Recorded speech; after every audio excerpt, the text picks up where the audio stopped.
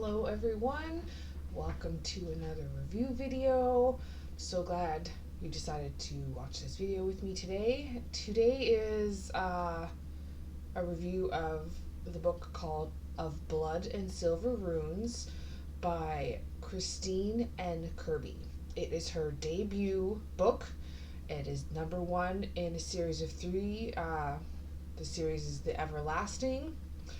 I am doing this review as part of a book tour for Christine. I'm going through the Romance Me with Books website, www.rmwbooks.com. It's a website that helps authors get some more publicity for their books. So I got a digital copy of this book for free in advance of its release date. It will be available on November 22nd. You can get it through Barnes & Noble or Amazon or Apple. I'm not sure, or I guess with Barnes & Noble that would be an actual physical copy of the book as well.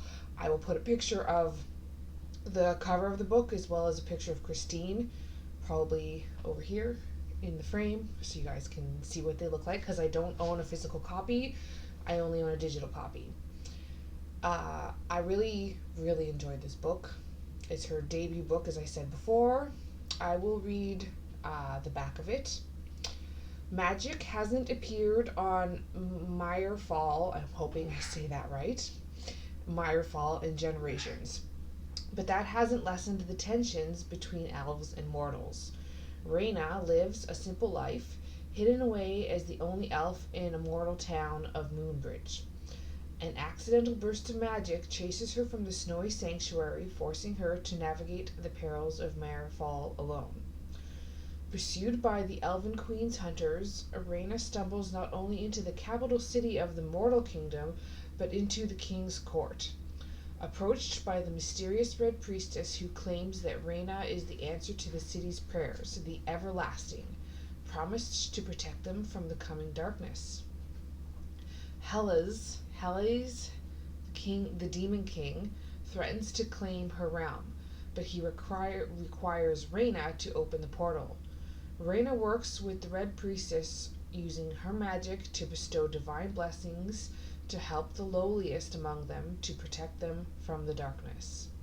But Rayna must balance her life as Everlasting and disguised as a mortal courtier. The imminent visit of an elven delegation has her taking matters into her own hands, jeopardizing her role as Everlasting. If the Demon King escapes the Shadow Realm, any blood spilled will be on Rayna's hands.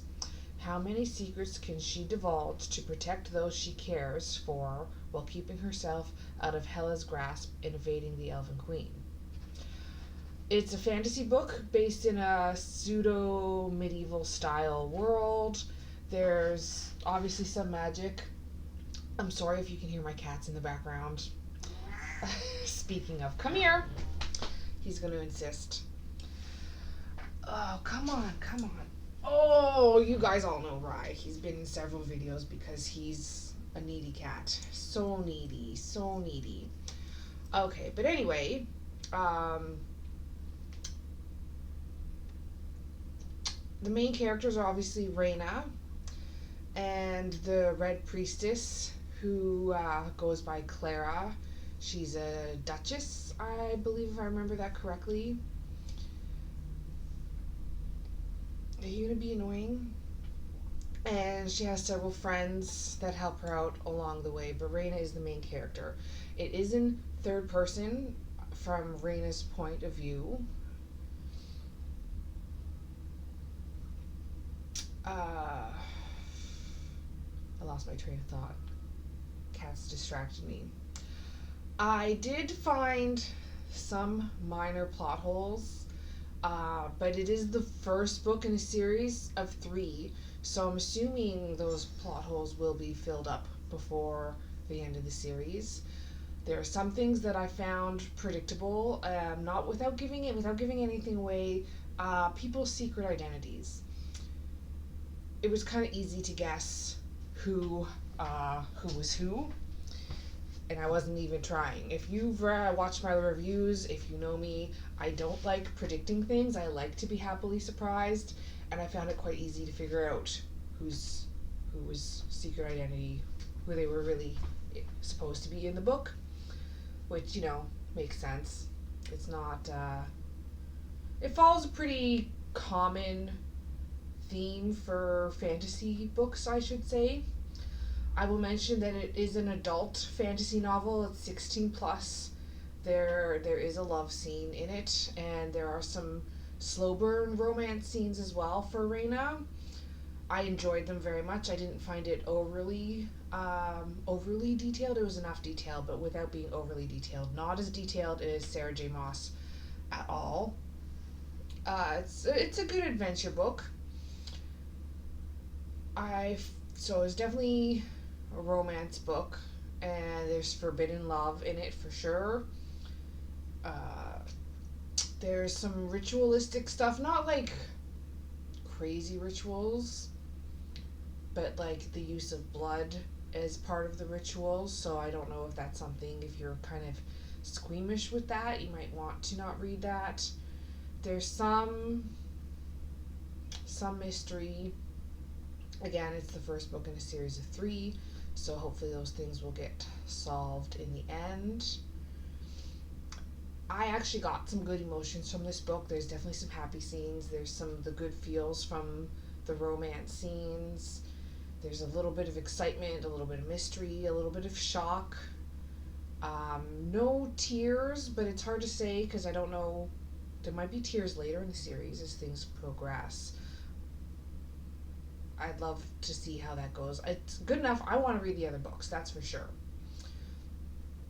The ending was satisfying to the first book of a series of 3. It had a little bit of a wrap up, but left things open because there's obviously more to the story, but it tied up it enough that I was satisfied, especially considering I'm probably going to have to wait around a year or more for the next book. I don't know how fast Christine is at writing. Like I said, it's her first book, and it's not officially released till November 22nd. I could compare it to some Sarah J. Maas, except for the steaminess. Sarah J. Maas she amps the steaminess up for sure. Who else could I compare it to? A little bit like Holly Black. Again, with the steaminess, not so much. Robin Hobb, similar to her writing as well.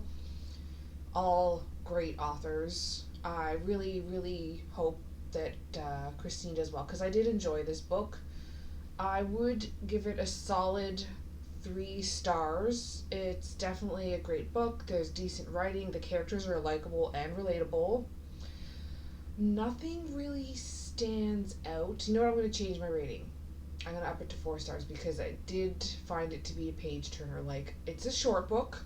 It's less than 300 pages. At least the digital copy on my reader was less than 300 pages, and I read it in a day. So I'd consider that a page turner. If I didn't want to put it down, I wanted to finish it. That I finished it in a day. So solid 4 stars. I really enjoyed it, and I'm looking forward to the rest of the series. We'll see if the rest of the series changes my opinion of the series overall. Like, if I'm rating the first book 4 stars, because I really enjoyed it, found it a page turner. The writing was good. The descriptions were great. And like I said, the characters were relatable, and they developed, like they changed as the book went on, from like Reina especially, from being like a little naive and a little helpless to becoming more independent, and yeah, it's good. I can't say that again. I would say that I might reread them, especially depending on how the rest of the series goes. Standing right now, I really want to read the rest of the series, so that's a good thumbs up. I will put all the important tags and links in the description box below for the website I mentioned before, and other tags for the book. Like I said, it's her debut book, and I hope she does really well with it. I would definitely recommend it. Yeah. definitely recommend it. I if you like my style of reading, the fantasy books, the other ones that I've reviewed, it's definitely up there with those ones. Check it out. Help out a new author. Yeah. So I hope you guys have a really good day, and like and subscribe. I am rambling again. I ramble in all my videos. Like and subscribe, and when her other books come out, I will be reviewing those as well. Have a great day again.